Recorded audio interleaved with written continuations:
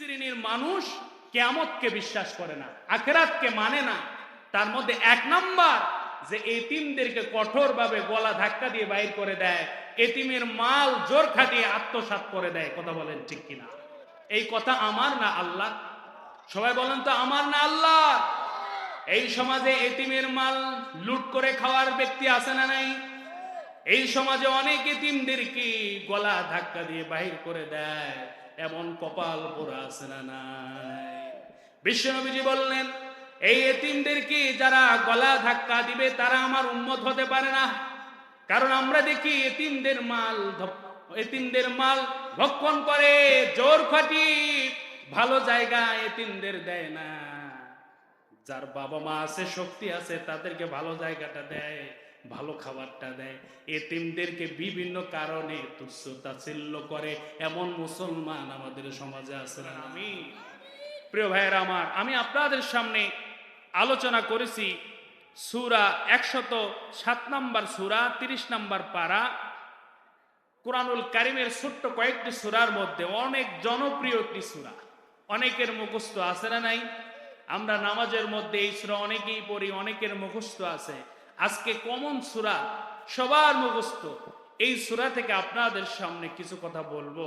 আল্লাহ তাআলা যেন সেই তৌফিক দান করেন। সবাই বলেন আমিন। এই যে আমরা কোরআনের মাহফিলে শুনতে আসলাম, লাভ না লস? সবাই একসঙ্গে বলেন লাভ না লস? সবাই একসঙ্গে বলেন লাভ না লস? আল্লাহ রাব্বুল আলামিন বলেন, ইয়া আইয়ুহান নাসু ক্বাদ জাআতুকুম মাউইযাতুম মির রাব্বিকুম ওয়া শিফাউল লিমা ফিস সুদুর ওয়া হুদাও ওয়া রাহমাতুল লিল মুমিনিন।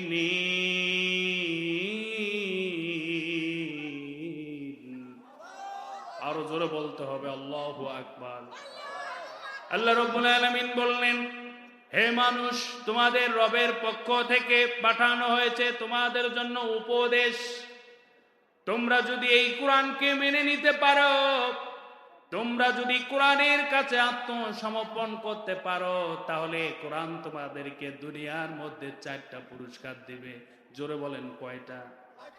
আল্লাহ রাব্বুল আলামিন বললেন, 1 নাম্বার, দুনিয়াতে তোমাদের জন্য পুরস্কার হলো এই কোরআন যারা তোমরা চুপচাপ করে মনোযোগের সহিত শ্রবণ করবে। আল্লাহ রাব্বুল আলামিন তাদের জন্য বলেন, এই কোরআন তোমাদের জন্য উপদেশ হিসাবে আমি আল্লাহ পাঠিয়েছি।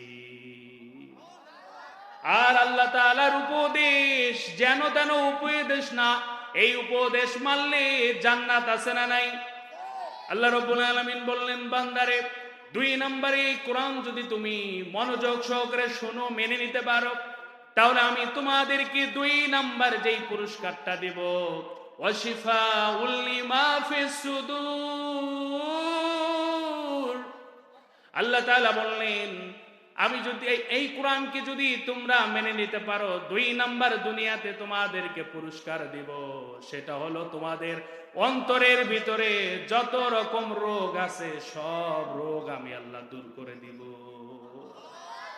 সুবহানাল্লাহ বলবেন না? খুশি হইতে পারলেন না? ঠিক কি না? সবাই বলেন তো সুবহানাল্লাহ। আল্লাহ তাআলা বললেন, তোমরা যদি কোরআনকে মেনে নেওয়ার উদ্দেশ্যে শোনো, তাহলে তোমাদের অন্তরের রোগ আমি দূর করে দিব। এই অন্তরের রোগ আছে না নাই? কারণ অন্তর যদি সুস্থ হতো, তাহলে কোরআনের আওয়াজ শোনার সঙ্গে সঙ্গে সেই অন্তর কোরআনের কাছে ছুটে আসবে। কথা বলেন ঠিক কিনা? আজ যাদের অন্তর পচে গিয়েছে, অন্তরটা নষ্ট হয়ে গিয়েছে, অসুস্থ, কোরআনের আলোচনা যত মধুর করি তাদেরকে শোনানো হোক না কেন, তারা কোরআনের মাহফিলে আসতে পারবে না, কারণ তাদের অন্তর পচে নষ্ট হয়ে গেছে। কথা বলেন ঠিক কিনা? কারণ আল্লাহ তাআলা নিজেই বললেন, তোমরা যদি আমার কোরআনকে মেনে নিতে পারো, শুনো, আমার মনোযোগ দিয়ে আমার কোরআনকে যদি শুনতে পারো, আল্লাহ তাআলা ওয়াশিফাউল লিমা ফিস সুদূর, তোমার অন্তরের এই পচা দোচা রোগগুলো দূর করে দিয়ে তোমার অন্তরটাকে পবিত্র করে দিবেন কে? প্রিয় ভাইরা আমার, এর জন্য এই কোরআন হলো আমাদের অন্তরের রোগ দূর করার জন্য এসেছে। কথা বলেন ঠিক কিনা? এরপর আল্লাহ রাব্বুল আলামিন বললেন ৩ নাম্বার, তোমরা যারা এই কোরআনকে মনোযোগ দিয়ে শুনবা আর মেনে নিবা, দুনিয়াতেই তোমার জন্য ৩ নাম্বার পুরস্কার হলো এই কোরআনটা তোমার জন্য হলো হেদায়াত। জোরে বলেন সুবহানাল্লাহ। এই কোরআনটা হেদায়েত কিনা? আমরা হেদায়েত চাবো কার কাছে? এই হিদায়েত আল্লাহ ছাড়া কেউ আমাদেরকে হিদায়েত দিতে পারবে না। কথা বলেন ঠিক কিনা? আর কোরআন হলো আল্লাহর কিতাব, কোরআনের কথাগুলো কার? আল্লাহ তাআলা বললেন, বান্দা তুমি যদি আমার কোরআনকে মেনে নিতে পারো, চুপচাপ করে মনোযোগের সহিত শুনতে পারো, তাহলে আমি তোমাকে ৩ নাম্বারে যে পুরস্কারটা দিব, হেদায়েত নামক তোমার কাছে অমূল্য সম্পদটা আমি তোমার জন্য দান করে দিব। আর যেই পুরুষ, যেই নারী একবার হেদায়েত পাবে, তাদের দুনিয়াতে কোনো টেনশন নাই, আখিরাতেও কোনো ভয় নাই। কথা বলেন ঠিক কিনা? কারণ আল্লাহ রাব্বুল আলামিন বললেন, যারা হেদায়েতের বান্দা হবে তারা এত পাওয়ারফুল হবে, কিয়ামতের ময়দানে চোর বাটপাররা গুনাহ নিয়ে দৌড়াবে, ছটফট করবে। আর যারা আল্লাহর হেদায়েত প্রাপ্ত বান্দা বান্দি, তারা বুক ফুলিয়ে জান্নাতে চলে যাবে। তাহলে এই কোরআন মনোযোগ দিয়ে শোনার দরকার আছে না নাই? এই কোরআনের ৪ নাম্বার পুরস্কার হলো, আল্লাহ তাআলা বললেন ওয়া হুদা ওয়া রাহমা, এই কোরআনটা হলো বান্দা বান্দীদের জন্য, গোটা বিশ্ব জাতির জন্য রহমত। জোরে বলেন সুবহানাল্লাহ। কোরআনের ছায়াতলে যারাই আসবে রহমত নাজিল করবেন কে? এই কোরআন এমন একটা কিতাব, কেউ যদি দুনিয়াতে মনোযোগ সহকারে মেনে নিতে পারে, আল্লাহ তাআলা তার জীবনটা রহমত দিয়ে ভরে দিবে। একজন কোরআনওয়ালা না খেয়ে আছে বলেন তো? নামাজ পড়ে ৫ ওয়াক্ত, না খেয়ে আছে, ইসলামের পথে আছে, তার সম্মানের কোনো কমতি আছে? আপনার হয়তো লক্ষ লক্ষ কোটি টাকা আছে, কিন্তু একজন গরিব মানুষ রেল স্টেশনে ঘুমায়, মানুষের বাসায় কাজ করে, তার পাঞ্জাবিটা লন্ড্রি করতে পারে না, পিছনে অনেক দূর ভাঁজ হয়ে হয়ে উপরে উঠে গেছে, কিন্তু সে দৈনন্দিন নামাজ পড়ে, হিদায়াত প্রাপ্ত বান্দা, সে যদি রেল স্টেশনেও ঘুমায়, আল্লাহ তাআলা বললেন ইন্নাল্লাযীনা আমানু ওয়া আমিলুস সালিহাত লাহুম জান্নাতুন তাজরি মিন তাহতিহাল আনহার যালিকাল ফাওজুল কাবীর। সে যদি ঈমান আনে, সৎ কাজ করে, তাদের জন্য এমন একটা জান্নাত আল্লাহ তাআলা দিবে, যে জান্নাতের নিম্ন দেশে প্রবাহিত থাকবে দুধের ঝর্ণা, মধুর ঝর্ণা। জোরে বলেন সুবহানাল্লাহ। যালিকাল ফাওজুল কাবীর। আল্লাহ তাআলা বললেন শুধু তাই নয়, তারা যখন জান্নাত প্রাপ্ত হয়ে গেল, আল্লাহ তাআলা সার্টিফিকেট দিয়ে দিলেন, ওই ব্যক্তি হলো বড় সফল ব্যক্তি। জোরে বলেন সুবহানাল্লাহ। দুনিয়াতে আপনি কত বড় আলেম, কত বড় মসজিদের ইমাম সাহেব, এইটা আল্লাহ দেখবে না। আল্লাহ দেখবে না আপনার কতগুলো জমি রয়েছিল, কত ডিগ্রি, কত কোটি টাকার মালিক, কিছুই দেখবে না। আল্লাহ দেখবে ইন্নাল্লাযীনা আমানু ওয়া আমিলুস সালিহ, তোমরা ঈমান এনেছো কিনা আর সৎ কাজ করেছো কিনা। ঈমান আমল যদি ঠিক থাকে, আল্লাহ তাআলা জান্নাত দান করবেন। আর এমন একটা ছোট্ট জান্নাত যদি আমাদেরকে দেওয়া হয়, এই পৃথিবীর 10 পৃথিবীর সমান। জোরে বলেন সুবহানাল্লাহ। আর জান্নাতের মধু আর দুনিয়ার মধু এক? হ্যাঁ, ওই মধু খেলে আপনি হাজার হাজার বছর ভুলেই যাবেন বছর কোন দিক দিয়ে চলে গেছে। সুবহানাল্লাহ। ওটা এমন মধু, প্রিয় ভাইয়েরা আমার, ওগুলো ওয়াজ করতে গেলে 2-3 ঘন্টা অধিক লাগবে। আমি যে টপিকটা নিয়ে আপনাদেরকে বলতে চাই, আপনারা কি শুনবেন? আমি আপনাদের সামনে কুরআনুল কারীমের একটা সূরা তেলাওয়াত করেছি। এই সূরা থেকে আমি কিছু কথা বলতে চাই। এই সূরায় আল্লাহ রাব্বুল আলামিন 2টা ভাগে আলোচনা করেছে। জোরে বলেন কয়টা? সূরার নামটা জানো কি? সূরাতুল মাউন। এই সূরা মাউন সবাই জানেন, নাম না জানলেও এটার নাম আপনারা দিয়েছেন আরআইতাল্লাযী ইউকাযযিবু বিদ্দীন। এইটা বললে সবাই আছে ঠিক কিনা? এটা আপনাদের জানা আছে না? মহিলা মা বোনদেরও জানা আছে, সবার জানা আছে না নাই? আমার আলোচনার বিষয়টা জানেন, পুরুষের জন্য মহিলাদের জন্য একই আলোচনা, সবার জন্য, হিন্দু মুসলমান বৌদ্ধ খ্রিস্টান, নারী পুরুষ, আবাল বৃদ্ধ বনিতা, নেতা খেতা হুজুর, সব মানুষের জন্য আমার আলোচনা। জোরে বলেন আল্লাহু আকবার। যারাই এই কথা মনোযোগ দিয়ে শুনবে, মেনে নেবে, হিদায়াত দিবেন কে? আরো জোরে বলেন কে?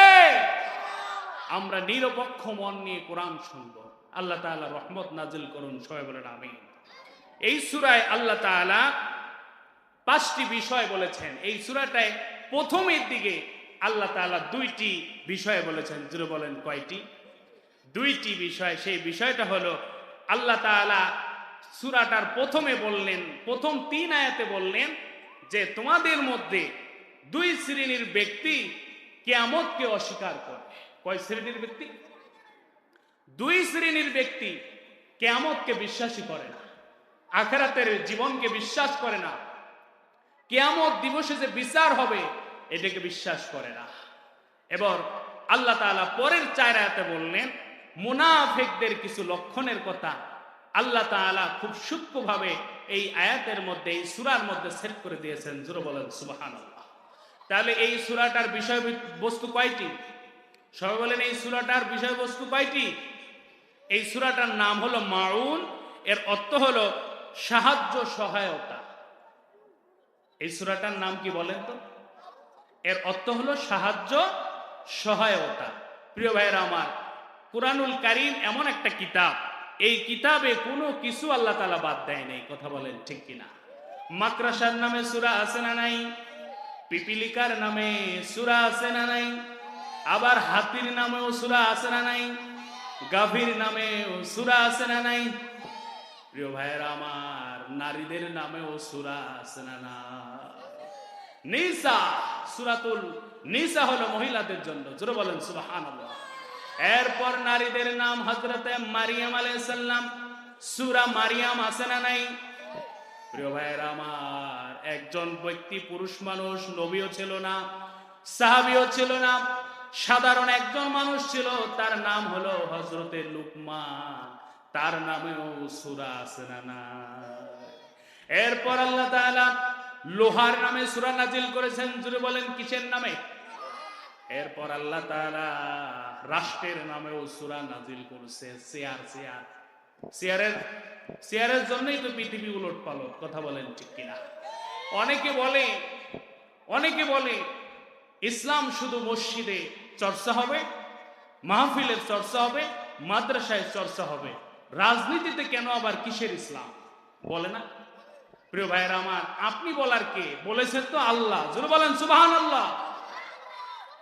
আমরা যারা জিনের ভয় করি, বাড়িতে যখন যাই জিনের ছায়া দেখি, ভয় পাই, তখন সবাই বলি আয়াতুল কুরসি পাঠ করি কিনা? পাঠ করেন না আপনারা? এই কুরসি মানে কি জানেন নাকি? কুরসি মানে চেয়ার, সিংহাসন। আল্লাহু আকবার। তা আল্লাহ যদি কোরআনে সিংহাসনের কথা নাই বলতেন, চেয়ারের কথা নাই বলতেন, আমরা বলি কই থেকে? কথা বলেন ঠিক কিনা? আল্লাহ বলেছে, আমরাও বলি, আপনি হয়তো বুঝেন না। একটা উদাহরণ দিলাম। এরপর আল্লাহ তাআলা এই সূরায় কিভাবে নেতা নির্বাচন করতে হবে এই কোরআনে আছে না নাই? এই কোরআনে নেতাদের চরিত্র হবে কেমন এই বিষয়গুলো আছে না নাই? এই হুকুমগুলো কার? তাহলে একজন নেতা নির্বাচন কিভাবে হবে, একজন কর্মীর দায়িত্ব কি, নেতার দায়িত্ব কি, সব কিছু কোরআনে আছে না নাই? কিন্তু যখনই আমরা নেতা নেত্রীর কথা বলি তখন বলে না হুজুর এগুলো বলবেন না, নামাজ রোজার কথা বলেন। প্রিয় ভাইরা আমার, এগুলো বলে আর দাবায় রাখা সম্ভব নয়। ঠিক কিনা? বাংলাদেশের মানুষ সব আইন দেখেছে, কোন আইন বাংলাদেশের মানুষের ভাগ্য পরিবর্তন করতে পারে না। এই বাংলাদেশের অনেক আইন পরিবর্তন হয়েছে, সংস্কার হয়েছে, এরপরও বিধর্মীদেরকে, যারা আমাদের দেশে হিন্দু ভাই, বৌদ্ধ ভাই, খ্রিস্টান ভাই, তাদের জীবনের নিরাপত্তা এই সংবিধান দিতে পারে না। কথা বলেন ঠিক কিনা? বাংলাদেশের মানুষের আইন প্রয়োগের অধিকার, আইনের অধিকার, মানব অধিকার এই সংবিধান দিতে পারে নাই। কথা বলেন ঠিক কিনা? কারণ একটাই কারণ, জোর যার মুল্লুক তার। জাহিলি যুগের নেতৃত্ব যেই সমাজে কায়েম হবে, এই সমাজে হিন্দু, মুসলমান, বৌদ্ধ, খ্রিস্টান কেউ শান্তিতে বসবাস করতে পারবে না। এর জন্য আমরা একটা সাধারণ স্লোগান বানিয়েছি। আমরা অনেকের শাসন দেখেছি, অনেকের শোষণ দেখেছি, সব দেখা শেষ, আগামীতে কোরআন হাদিসের বাংলাদেশ। চিল্লা বলেন ঠিক কিনা? আমরা একটাবার দেখতে চাই কোরআন দিয়ে শাসিত হলে মানুষের অধিকার ফিরে পাওয়া যায় কি যায় না। কারণ আমরা যতবারই মানুষকে সম্মান দিয়েছি, তারা আমার দেশের গরিবদের বুকে লাথি মেরে সম্পদ নিয়ে বিদেশে বাড়ি গাড়ি বানায়। কথা বলেন ঠিক কিনা?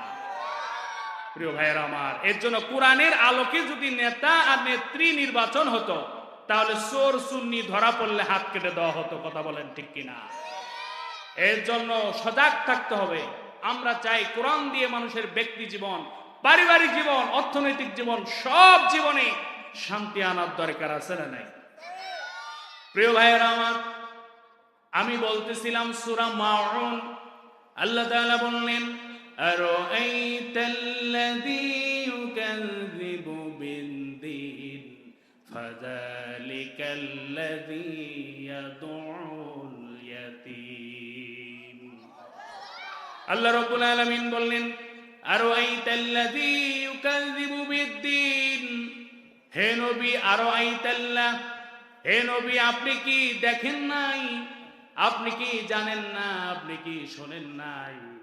আল্লাযী ইউকাযযিবু বিদ্দীন, যে দিনকে মিথ্যা প্রতিপন্ন করে। নবীকে আল্লাহ তাআলা ডাক দিয়ে বললেন, হে নবী, আরাআইতাল্লাযী ইউকাযযিবু বিদ্দীন, আপনি কি দেখেন নাই যারা দিনকে অস্বীকার করে, প্রত্যাখ্যান করে? আল্লাহ তাআলা ক্রস করে আমাদেরকেও বলেছেন, হে বান্দারা, তোমরা কি দেখো নাই যারা দিনকে অস্বীকার করে, প্রত্যাখ্যান করে? সেই ব্যক্তিগুলো কারা? আল্লাহ তাআলা পরের আয়াতে সুন্দর করে বলে দিয়েছে। আপনারা কি শুনবেন? কারা দিনকে প্রত্যাখ্যান করে, কারা দিনকে অস্বীকার করে? প্রিয় ভাইয়েরা আমার, এর জন্য আমাদের দিনের নাম কি বলেন তো? দিনের নাম কি? কিন্তু আল্লাহ রাব্বুল আলামিন এখানে আরাআইতাল্লাযী ইউকাযযিবু বিদ্দীন, এই দিনটাকে এখানে ব্যবহার করেছে কিয়ামত দিবসকে উদ্দেশ্য করে। জোরে বলেন সুবহানাল্লাহ। এই দিনের অনেক অর্থ, তার মধ্যে এই আয়াতে যেটা প্রকাশ পেয়েছে সেটা হলো, এই দিন শব্দটা প্রকাশ পেয়েছে কিয়ামত দিবসের কথার জন্য। জোরে বলেন সুবহানাল্লাহ। আল্লাহ তাআলা বললেন, হে নবী, আপনি কি দেখেন নেই কারা দিনকে প্রত্যাখ্যান করলো? প্রিয় ভাইয়েরা আমার, এই দিন বিচারের দিন, সকল বিচার করবেন কে? যিনি বিচার করবেন তিনি আমাদেরকে। সবাই বলেন তো, সেই আল্লাহকে চেনার দরকার আছে না নাই? আমরা কিন্তু সবাইকে সেই বিচারকের পরিচয় আমাদের জানার দরকার আছে না নাই? আমরা কিন্তু সবাই নামাজের মধ্যে পড়ি না? আলহামদুলিল্লাহি রাব্বিল আলামিন আর রহমানির রহিম মালিকি ইয়াউমিদ্দিন। আল্লাহ তাআলা বললেন, আল্লাহর পরিচয় আল্লাহ তাআলা কোরআনুল কারীমের মধ্যে বলে দিয়েছে। সমস্ত প্রশংসা হবে কার? আল্লাহ তাআলা অতি রহমান, অতি দয়ালু, মালিক ইয়াউমিদ্দিন, তিনি বিচার দিনের মালিক। জোরে বলেন আল্লাহু আকবার। আল্লাহ তাআলা এইটা কি বুঝানোর জন্য নবীকে ডাক দিয়ে বলল, হে রাসূল, আপনি কি জানেন না কারা কারা দিনকে প্রত্যাখ্যান করে, সেই বিচারের দিবসকে অস্বীকার করে? বিশ্বনবীজি জবাব দিতে পারলেন না, কারণ কেউ যেটা জানেন না, জানেন কে? আল্লাহ যতক্ষণ না নবীকে বলবেন ততক্ষণ নবী বলবে না কিছু। কথা বললেন ঠিক কিনা? প্রিয় ভাইয়েরা আমার, এই বিচার দিবসের যিনি আমাদের বিচার করবেন, সেই আল্লাহর বিচারের ভয় আমাদের মধ্যে আছে নাকি? থাকার দরকার আছে না নাই? সেই দিন কত বড় হুজুর, কত বড় আলেম, কাবা শরীফের ইমাম, কত কোটি টাকার মালিক, কত শিক্ষিত, কত বড় নেতা, দেখার কোনো টাইম নাই। কথা বলেন ঠিক কিনা? থাকবে সেই দিন সবাই হা হুতাশ করতে থাকবে, সেদিন সবাই চিন্তিত হয়ে যাবে। সেই কিয়ামত দিবসের ভয় যদি আমাদের অন্তরে থাকতো, তাহলে বাংলাদেশ থেকে লক্ষ লক্ষ কোটি টাকা নির্বিচারে বিভিন্ন কৌশলে মানুষকে পথের ফকির বানিয়ে কানাডায় আমেরিকায় বাড়ি করতো না। কথা বলেন ঠিক কিনা? কিয়ামতের বিচার এই দিবসের যদি আমাদের ভয় থাকতো, তাহলে অন্যায় জুলুম নির্যাতন করে নিরপরাধ মানুষদেরকে ফাঁসির কাস্টে জেলখানায় ভরতাম না। কথা বলেন ঠিক কিনা? প্রিয় ভাইয়ের আমার, এই দিন না, দিন কিন্তু আরো আছে, ঠিক কিনা? এই দুনিয়ার বিচার কি হবে আমরা জানি না, তবে কিয়ামতের ময়দানে পুঙ্খানো বিচার করতে হবে, করা হবে। সেই দিন পালানোর জায়গা থাকবে না। কথা বলেন ঠিক কিনা? প্রিয় ভাইয়ের আমার, এর জন্য ফাঁক ফোকর দিয়ে মানুষকে বিপদে ফেলে টাকা খাওয়া, মানুষকে জমি দখল করা, মানুষকে বিভিন্ন অপকৌশলে বিচারের নামে টাকা আত্মসাৎ করে আপনি জীবন যত বড়ই করেন, যত বড়ই দেহ আপনি গঠন করেন, ফেরেশতার মায়ের কিন্তু একটাও মাটিতে পড়বে না। কথা বলেন ঠিক কিনা? দুনিয়াতে হয়তো আপনাকে কেউ কিছু বলবে না, বিচার দিবসে কিন্তু আপনার বিচার হবে, ঠিক কিনা বলেন? এই বিশ্বাস যারা করে তাদের নাম ঈমানদার। কথা বলেন ঠিক কিনা? কারণ কিয়ামত দিবসের আগে আমাদেরকে আবার উত্তোলন করা হবে। কথা বলেন ঠিক কিনা? মিনহা খালাকনাকুম ওয়া ফিহা নুঈদুকুম ওয়া মিনহা নুখরিজুকুম তারাতান উখরা। আল্লাহ তাআলা বললেন, আমি তোমাদেরকে মাটি হতে সৃষ্টি করেছি, আবার তোমাদেরকে মাটি হতে উত্তোলন করব, আবার তোমাদেরকে জীবিত করব। এই কথার সাথে আমাদের বিশ্বাস আছে না নাই? যাদের বিশ্বাস আছে তারাই ঈমানদার, আর যারা আখিরাতের জীবনকে বিশ্বাস করে না তারা কখনো ঈমানদার হতে পারে? প্রিয় ভাইয়ের আমার, এর জন্য আমরা যারা আখিরাতের ভয়, আল্লাহর ভয় যদি অন্তরে আনতে পারি, কিয়ামত দিবসে বিচার হবে, তাহলে একজন মুসলমান কোনোভাবে অন্যায় করবে না, মনে পড়বে কিয়ামতে আমার বিচার হবে। কথা বলেন ঠিক কিনা? একজন নারীও বেপরদায় ঘুরবে না, একজন নারীও খারাপ কাজে লিপ্ত হবে না, কারণ সে জানে কিয়ামত দিবসে আমার বিচার করা হবে। কথা বলেন ঠিক কিনা? এখন হয়তো কেউ জানে না, জানেন কে? কেউ জানে না, জানেন কে? সেই দিন কিন্তু ফাইনাল বিচার হবে। সেই দিন কোনো আর নেতা খেতা, টাকা পয়সা, আপিল বিভাগ থাকবে না। সেই দিন সাক্ষী হবে নিজের হাত, নিজের চোখ, নিজের মুখ, নিজের পা। কথা বলেন ঠিক কিনা? এই পা দিয়ে তুমি গভীর রাতে গিয়েছো, ষড়যন্ত্র করেছো। এই চোখ দিয়ে তুমি অপরাধ দেখেছো। এই হাত দিয়ে তুমি অবৈধ লেনদেন করেছো। এই হাত দিয়ে অন্যায় ভাবে মানুষকে মেরেছো। সেই দিন হাত, চোখ, মুখ সব কিছুর জবান খুলে দিবেন কে? প্রিয় ভাইরা আমার, এর জন্য কিয়ামত দিবসে আল্লাহ তাআলার ভয় থাকার দরকার আছে না নাই? হযরত ওমর রাদিয়াল্লাহু তাআলা আনহুর শাসনামলে একজন যুবক, তার ঘটনা একটু 2 মিনিটের জন্য বলবো নাকি? কিয়ামত দিবসের ভয়ের কথা বলতে গিয়ে কথাটা মনে হয়ে গেল। হযরত ওমর রাদিয়াল্লাহু তাআলা আনহু, তিনি নরম না গরম? তিনি ছিলেন রাষ্ট্রনায়ক, রাষ্ট্রপ্রধান, ঠিক কিনা? তিনি যে রাষ্ট্রপ্রধান ছিল এই নিয়ে কোনো মতানৈক্য আছে? হ্যাঁ, তিনি তো ছিল হুজুর মানুষ, ঠিক কিনা? ওমর রাদিয়াল্লাহু তাআলা আনহু প্রধানমন্ত্রী, এইটা নিয়ে কোনো মতানৈক্য আছে নাকি? হযরত ওমর রাদিয়াল্লাহু তাআলা আনহু প্রধানমন্ত্রী, তিনি রাস্তা দিয়ে হাঁটতেছেন, দেখতেছে একটা যুবক রাস্তা দিয়ে মদ খেতে খেতে হেলে ডুলে আসতেছে। আল্লাহু আকবার বলেন। চিন্তা করেন, অর্ধ জাহানের নেতা, অর্ধ জাহানের খলিফা হযরত ওমর, তিনি রাস্তা দিয়ে আসতেছে আর তার সামনে মদ খেতে খেতে আসতেছে। আসলে ওমর কেমন, খালি একটা ছোট্ট উদাহরণ দিলে আপনারা বুঝবেন। মক্কার ছোট্ট বাচ্চারা যখন ঘুমাতো না, তখন বলা হতো ওই দেখো ওমর আসতেছে, সে কান্না থামিয়ে মায়ের কোলে চোখ বন্ধ করে ঘুমিয়ে যেত। সুবহানাল্লাহ বলবেন না? ওমরকে এত ভয় পাইতো। কথা বলেন ঠিক কিনা? প্রিয় ভাইয়ের আমার, এর জন্য হযরত ওমর রাদিয়াল্লাহু তাআলা আনহুর সামনে ওই যুবক পড়ে গেল মদের বোতল নিয়ে। যুবক তো মদের বোতল পাওয়ার সঙ্গে সঙ্গে, দেখার সঙ্গে সঙ্গে পিছনের দিকে লুকাইলো। জোরে বলেন আল্লাহু আকবার। ওমর বলতেছে, যুবক তুমি কি খেতে খেতে আসলা? তোমার হাতে কি? আমাকে দেখে কি লুকালা? ওই যুবক বলতেছে, আমার হাতে কিছু নাই, উমর বলতেছে, আমাকে দেখাও তোমার হাতে কি। ওই যুবক থরথর করে কাঁপে আর আল্লাহরে ডাক দিয়ে বলে, আল্লাহ তুমি যদি আমাকে আজকে উমরের হাত থেকে রক্ষা করে দাও, আজকে থেকে নিয়ত করলাম তোমার ভয়ে আর কোনোদিন মদ পান করব না। আল্লাহর ভয়ে ডাক দিয়ে বলো, আল্লাহ তুমি যদি আমাকে উমরের হাত থেকে বাঁচিয়ে দাও, আমি আর জীবনে কোনোদিন মদ পান করব না। তুমি মদটাকে দুধে পরিণত করে দাও, কারণ তোমার কাছে এগুলো কোনো ব্যাপারই না। জোরে বলেন আল্লাহু আকবার। উমর বলতেছে, এত সময় নিচ্ছে কেন, তাড়াতাড়ি বলো তোমার হাতে কি। উমরের তো সন্দেহ হয়ে গেল।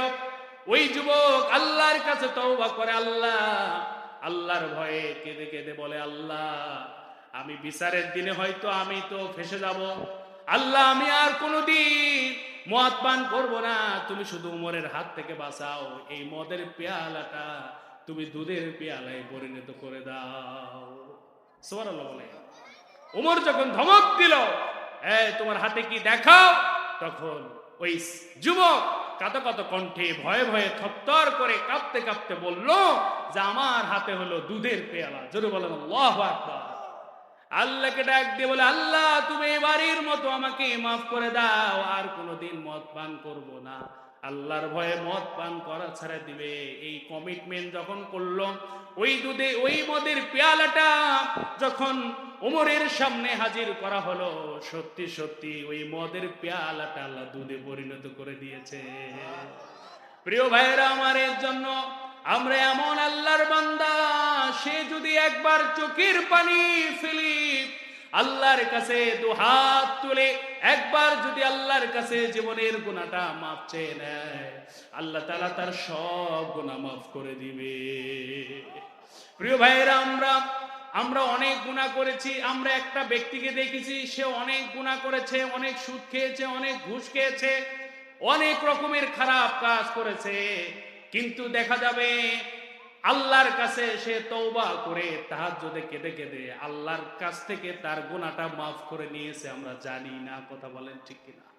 এর জন্য কোন বান্দাকে অতীত জীবন নিয়ে গালি দেওয়া যাবে না। এক জীবনে সে খারাপ ছিল, তলে তলে ইস্তেগফার করে তওবা করে আল্লাহর প্রিয় বান্দায় হয়তো সে পরিণত হয়ে গিয়েছে, আমরা তাদেরকে কটু কথা বলবো, আমরা উৎসাহ দিব যে আপনি আসেন ইসলামের ছায়াতলে, আসেন নামাজের দিকে, আসেন ভালোর দিকে। জোরে বলেন ইনশাআল্লাহ।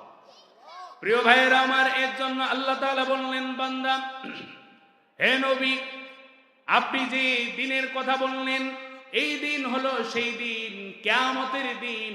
কিয়ামতের ময়দানে আল্লাহ তাআলা সবার হিসাব নেবে, সেই দিন কাউকে ছাড় দেওয়া হবে না। দুনিয়ার আদালতে আপনি ফাঁক ফুকর দিয়ে পার হয়ে গিয়েছেন, কিন্তু আল্লাহর আদালত আছে না নাই? সেই আদালতে ফাঁকি দেওয়ার কোনো বুদ্ধি। এরপর আল্লাহ রাব্বুল আলামিন বললেন, সূরা মাউনের প্রথম যে বিষয়বস্তু, আল্লাহ তাআলা বললেন, ফাযালিকাল্লাযী ইয়াদউল ইয়াতীম। সূরা মাউনের প্রথমের দিকে এক নাম্বার বিষয় আল্লাহ তাআলা বললেন, হে নবী আপনি দেখেন নাই কারা কারা আখিরাতকে অবিশ্বাস করে, বিশ্বাস করে না? কিয়ামতের দিবসকে কারা বিশ্বাস করে না আপনি জানেন নাকি? আল্লাহ তাআলা বলে দিলেন, ফাযালিকাল্লাযী ইয়াদউল ইয়াতীম। সেই ব্যক্তি কিয়ামত দিবসকে ভয় করে না, বিশ্বাস করে না, যারা এতিমদেরকে কঠোরভাবে ধাক্কা দিয়ে বাইর করে দেয়, যারা এতিমদেরকে ধাক্কা দিয়ে বাহির করে দেয়, এতিমদের মাল ভক্ষণ করে, এতিমদের সম্পদগুলো আত্মসাৎ করে খেয়ে ফেলে, আল্লাহ তাআলা বললেন ওই সমস্ত ব্যক্তিরা আখিরাতকে বিশ্বাস করে না। সুবহানাল্লাহ বলে। সবাই কি বুঝতেছেন কথা? সবাই এদিকে তাকান, সবাই কি আলোচনা বুঝতেছেন? আল্লাহ তাআলা এই সূরার প্রথমে একটা বিষয় সেট করলেন যে দুই শ্রেণীর মানুষ কিয়ামতকে বিশ্বাস করে না, আখিরাতকে মানে না। তার মধ্যে এক নাম্বার, যে এতিমদেরকে কঠোরভাবে গলা ধাক্কা দিয়ে বাইর করে দেয়, এতিমের মাল জোর খাটিয়ে আত্মসাৎ করে দেয়। কথা বলেন ঠিক কিনা? এই কথা আমার না আল্লাহ? সবাই বলেন তো, আমার না আল্লাহ? এই সমাজে এতিমের মাল লুট করে খাওয়ার ব্যক্তি আছে না নাই? এই সমাজে অনেক এতিমদেরকে গলা ধাক্কা দিয়ে বাহির করে দেয়, এমন কপাল পোড়া আছে না নাই? বিশ্বনবীজি বললেন, এই এতিমদেরকে যারা গলা ধাক্কা দিবে তারা আমার উম্মত হতে পারে না। কারণ আমরা দেখি এতিমদের মাল ভক্ষণ করে, জোর খাটি, ভালো জায়গায় এতিমদের দেয় না। যার বাবা মা আছে, শক্তি আছে, তাদেরকে ভালো জায়গাটা দেয়, ভালো খাবারটা দেয়। এতিমদেরকে বিভিন্ন কারণে তুচ্ছ তাচ্ছিল্য করে এমন মুসলমান আমাদের সমাজে আছে না? সূরা মাউন বাড়িতে খুলে পড়ে দেখবেন। আল্লাহ তাআলা বললেন, ওই সমস্ত ব্যক্তি কিয়ামতকে বিশ্বাস করে না যারা এতিমদেরকে গালা ধাক্কা দিয়ে বাহির করে দেয়। বিশ্বনবীজি বললেন, তোমরা এতিমদেরকে গালি দিও না, এতিমদেরকে কষ্ট দিও না, কারণ আমি নবী হলো এতিম। আল্লাহু আকবার। বিশ্বনবীজি যখন মায়ের পেটে বাবা হারা হলেন, বিশ্বনবীজি মায়ের পেট থেকে বাহির হলেন, দুনিয়াতে আসলেন। বাহির হওয়ার কয়েকদিনের মধ্যে মাটাও দুনিয়া থেকে চলে গেল। বিশ্বনবীজিকে দত্তক নিবে, মক্কার একটা বাজারে বাচ্চাদেরকে দত্তক নেওয়া হয় কিছু টাকার বিনিময়। দূর থেকে একজন মহিলা বাচ্চা দত্তক নেওয়ার জন্য মক্কার বাজারে আসলো। সব বাচ্চা দত্তক দেওয়া শেষ হয়ে গিয়েছে। সে মনে মনে ভাবতে লাগলো, শেষ পর্যন্ত যাব, যদি কোনো বাচ্চা টাকা কমও দেয়, যদি দেখতে একটু সুন্দর হয়, ওই বাচ্চাটাকে আমি লালন পালন করব। বিশ্ব নবীজি ছোট্ট শিশু নবী, এক জায়গায় শুয়ে রাখা হয়েছে। হযরতে হালিমাতুস সাদিয়া তিনি আসলেন, আর বাচ্চাটাকে বলা হলো, এখানে একটা বাচ্চা আছে, বেশি টাকা দিতে পারবো না, কেউ যদি নেন দত্তক নাম দেওয়া যাবে। বিশ্ব নবীজিকে ওই মহিলা যখন ঘরের ভিতরে দেখলেন, সে দেখলেন দুনিয়ার কোনো মানুষ না, যেন আকাশের পূর্ণিমার চাঁদ গড়াগড়ি করতেছে। সন্তানটাকে, শিশু নবীকে চুমু দিয়ে হযরতে হালিমাতুস সাদিয়া ঘোড়ার উপর সওয়ার করা শুরু করলেন। যেই ঘোড়া দুর্বল সবার পিছনে এসেছে, সেই ঘোড়া এত স্পিড বেড়ে গেল, সমস্ত ঘোড়াদেরকে টপকে সবার সামনে চলে গেল। শুধু তাই না, বিশ্বনবীজি যখন এতিম নবী যখন হযরত হালিমাতুস সাদিয়ার ঘরে গেলেন, হালিমাতুস সাদিয়ার সমস্ত খেজুর বাগানে খেজুর দিয়ে ভরপুর হয়ে গেল। সুবহানাল্লাহ বলবেন না? যেই গাভী থেকে দুধ পান করা হয়, সেই গাভীর দুধ বেড়ে গেল, সমস্ত সম্পদে আল্লাহ তাআলা বরকত নাজিল করে দিলেন। প্রিয় ভাইয়েরা আমার, বলতেছিলাম নবীজিও এতিম ছিলেন। এর জন্য বিশ্বনবীজি বললেন, তোমরা এতিমদেরকে গলা ধাক্কা দিও না, কারণ আমি এতিম। এতিমদের মাথায় যদি তুমি ইমানের হালতে আল্লাহর সন্তুষ্টির জন্য একবার যদি মাথার চুলগুলো বুলিয়ে দাও, একটু খোঁজ খবর নাও, ভালোবাসো, তার মাথায় যতগুলো চুল থাকবে তত নেকি আল্লাহ তাআলা আমলনামায় দিয়ে দিবে। কিন্তু এই কাজ না করি যারা এতিম, এই দুর্বলদেরকে পারিয়ে ধরার লোক আছে না নাই? প্রিয় ভাইয়েরা, আমরা এতিমের পক্ষে থাকবো না বিপক্ষে থাকবো? আমরা সব সময় দুর্বলদের পক্ষে আছি, কথা বলেন ঠিক কিনা? এতে আমাদেরকে অনেকে গালি দিতে পারে, অনেকে রাগ করতে পারে, আমরা সন্তুষ্টি করব কাকে? আমরা সন্তুষ্ট করব কাকে? আমরা দেখি যার মাথায়, আমরা গ্রাম্য ভাষায় বলি না একটা কথা, যার মাথায় তেল আছে তার আদরও বেশি। তেল বোঝেন? বুঝেন না? বুঝেন তো আপনারা? আর যার মাথায় তেল নাই তার খোঁজ কেউ নেয় না। এই নীতি, এই সংস্কৃতি বাদ দেওয়ার দরকার আছে না নাই? প্রিয় ভাইয়েরা আমার, বলতেছিলাম, আল্লাহ তাআলা বললেন, বান্দা, এই পৃথিবীতে দুই শ্রেণীর মানুষ কিয়ামতকে অস্বীকার করে। সূরা মাউন আলোচনা হচ্ছে কোথা থেকে? সূরা মাউন থেকে আলোচনা হচ্ছে। আল্লাহ তাআলা বললেন, এক নম্বর হলো যারা এতিমদেরকে গলা ধাক্কা দেয়। তাহলে আজকে থেকে এতিমদের পক্ষে এই রংপুর অন্নদানগরের মুসলমান আমরা আছি কি? আমরা থাকবো কি? হিন্দু, মুসলমান, বৌদ্ধ, খ্রিস্টান যারাই এতিম হবে তারাই আমার ভাই, কথা বলেন ঠিক কিনা? আমরা এতিমদেরকে খাওয়াবো, এতিমদেরকে কাপড় কিনে দিব, এতিমদের পক্ষে থাকবো, এতিমদের পাশে থাকবো, কারণ এতিম ছিলেন আমার নবী, কথা বলেন ঠিক কিনা? এই নবীর পথ মত অনুসরণ করার দরকার আমাদের আছে না নাই? সূরা মাউনে আল্লাহ তাআলা প্রথমের দিকে দুইটা কথা বললেন। 1 নম্বর হলো ওই ব্যক্তি আখিরাতকে অস্বীকার করে যারা এতিমদেরকে গালি দেয়, এতিমদের গলায় ধাক্কা দেয়, এতিমদের মাল আত্মসাৎ করে খায়। কিয়ামতের ময়দানে এদের ভুঁড়ির ভিতরে আগুন লাগিয়ে দিবেন কে?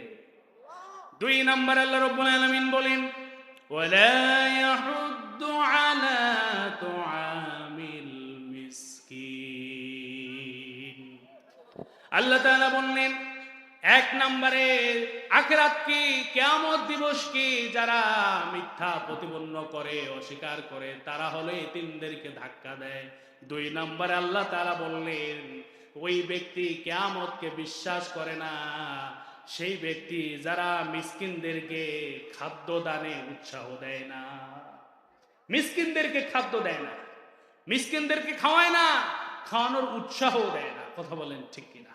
এই 2 ব্যক্তি কিয়ামতকে বিশ্বাস করে না। বলেন কে? বলেছেন কে? আমরা এতিমদের মিসকিনদের খাবার দিব, খাবার দিলে পছন্দ ভালোবাসবেন কে? প্রিয় ভাইরা আমার, মিসকিন বুঝেন? মিসকিন হলো ভদ্রলোক, মানুষের কাছে চাইতে পারে না, অথচ পকেটে টাকা নাই, বাড়িতে চাউল নাই। আমার প্রিয় ভাইরা আমার, তাদেরকে বলা হয় ইমানদার ভদ্রলোক। ইমানদার ভদ্রলোক, কাপড়টা সুন্দর, চেহারাটা সুন্দর, কিন্তু বাড়িতে খাবার নাই। এই ব্যক্তিদেরকে খাওয়ানোর হুকুম দিয়েছেন কে? Islam is broad religion. Islam not ছোট ছোট স্মল ধর্ম নয়। ইসলাম হলো ব্রড মাইন্ডেড, ইসলাম কিন্তু ন্যারো মাইন্ডেড না। কথা বললেন ঠিক কিনা? ইসলাম ব্রড মাইন্ডেড। আপনার বাড়ির পাশে একজন হিন্দু ভাই না খেয়ে আছে, ইসলাম বলে ওই হিন্দু ভাইয়ের বাড়িতে খাবার পৌঁছে দিবেন আপনি। সুবহানাল্লাহ। আপনার বাড়ির পাশে একজন হিন্দু ভাই, আপনি ঈদের দিন নতুন কাপড় পরেছেন, কিন্তু আমার হিন্দু ভাই খাবার পায় নাই, বাড়িতে খাবার নাই, ওই খাবার পৌঁছানোর দায়িত্ব দিয়েছেন কে? ইসলাম। এটা হলো আমাদের ইসলাম। ইসলাম কোন হিংসা, প্রতিহিংসা ইসলাম শিক্ষা দেয় না। ইসলাম শিক্ষা দেয় ভ্রাতৃত্ব। আমাদের ইসলাম হলো মানুষকে ভ্রাতৃত্বের বন্ধনে আবদ্ধ করে ভালোবাসা দিয়ে ইসলামের ছায়াতলে মানুষের আনার দরকার আছে না নাই? আমাদের ইসলাম আমরা জয়ী করব তরোয়ার দিয়ে না ভালোবাসা দিয়ে? আমরা এখন ইসলামকে বিজয় রূপ করব ভালোবাসা, বুক ভরা ভালোবাসা দিয়ে। কথা বলেন ঠিক কিনা? ওদের থাকবে হিংসা বিদ্বেষ, আর আমাদের থাকবে বুক ভরা ভালোবাসা। চিল্লা বলেন ঠিক কিনা?